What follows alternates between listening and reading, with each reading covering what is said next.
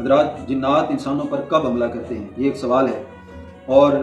اس کا جواب بڑی توجہ سے سماعت کرنے والا ہے، کیونکہ ہم احتیاطی کرتے ہیں جس وجہ سے جنات ہمیں تنگ کرنا شروع کر دیتے ہیں۔ اگر ان چیزوں سے ہم بچ جائیں تو جنات کے حملوں سے ہم بچ سکتے ہیں۔ سب سے پہلی وجہ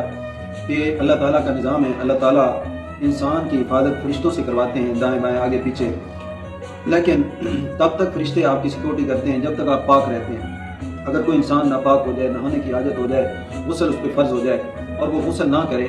تو اس وقت جنات اس پہ حملہ کرتے ہیں، کیونکہ اس وقت فرشتے جو ہے نا وہ اس سے پیچھے ہٹ جاتے ہیں، فرشتے اس کی حفاظت چھوڑتے ہیں اور جنات اس پہ حملہ کر دیتے ہیں۔ یا دوسری وجہ یہ کہ واش روموں کے اندر جب بندہ جاتا ہے، واش روم کے اندر بھی جنات کی اکثر رہائش ہوتی ہے، گندگی ان کی خوراک ہے، تو ان کے جب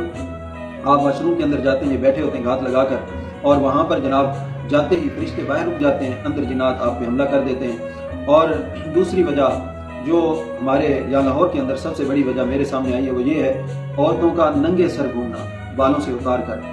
بالوں پہ کپڑا رکھنے کا فائدہ کیا ہے؟ پہلے دور میں آپ نے دیکھا ہے ہماری مائیں بہنیں، پرانے لوگ سر سے کپڑا نہیں تھے اتارتے، جنوں کی یہ ریشو نہیں تھی، بہت کم تھے۔ آج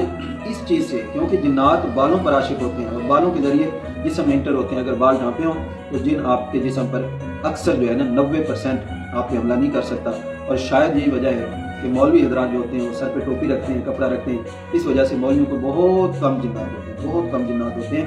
اور عاملین کا بھی یہ طریقہ ہے، جب جن جسم میں گھس جائے وہ بالوں کو پکڑ لیتے ہیں تو جن باہر نہیں نکل سکتا، تو ان کا راستہ تقریباً یہی ہے عموماً، اور اکثریت میں یہی ہوتا ہے۔ تو بال ڈھانپ کر رکھنے سے بھی جنات سے بچا جا سکتا ہے۔ اور ایک حملے کی سب سے بڑی جو وجہ ہے وہ یہ ہے وظائف کرنا، چلا کشی کرنا، جنات کو تابع کرنے کا شوق، اس سے بھی جنات آپ پہ حملہ کرتے ہیں، کیونکہ وہ ہمیشہ کے لیے قید ہونے جا رہے ہوتے ہیں۔ انشاءاللہ چلا کشی پر میں ایک اور ویڈیو تفصیلاً بناؤں گا، لیکن اس کے اندر یہی ہے کہ پڑھائی کرنی ہے تو آپ کو معلومات ساری ہونی چاہیے کہ یہ کیا اس کے اثرات ہو سکتے ہیں، کیا اس کے نقصانات ہو سکتے ہیں، کیا اس کے فوائد ہیں، اور ہم نے سارا آگا پیچھے پڑھ کے پھر اس کام کے اندر جانا ہے، ویسے نہ جائیں۔